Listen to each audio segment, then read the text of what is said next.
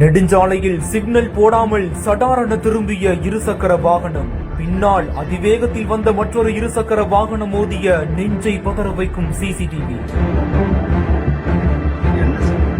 சென்னை எண்ணூர் கடற்கரை நெடுஞ்சாலையில இருசக்கர வாகனங்கள் அதிக அளவுல போயிட்டு இருக்குது. அப்போதான் ஒரு இருசக்கர வாகனம் ஓட்டி ரோட் கிராஸ் பண்றதுக்காக எந்தவித சிக்னலுமே போடாம சடார்னு வண்டியை திருப்பியிருக்கிறாரு. இதனால பின்னால் அதிவேகத்தில் வந்து கொண்டிருந்த மற்றொரு இருசக்கர வாகனம் நிலை தடுமாறி வேகத்தை கட்டுப்படுத்த முடியாம மோதியதுல 2 வாகனங்களுமே பறந்து விழுந்து விபத்துக்குள்ளாகி இருக்கு. இதுல இருசக்கர வாகனத்துல வந்துட்டு இருந்த 3 பேருமே படுகாயம் அடைந்ததாகவும் சொல்லப்படுது. தற்போது இது தொடர்பான சிசிடிவி காட்சி வெளியாகி பரபரப்பை ஏற்படுத்திட்டு வருது.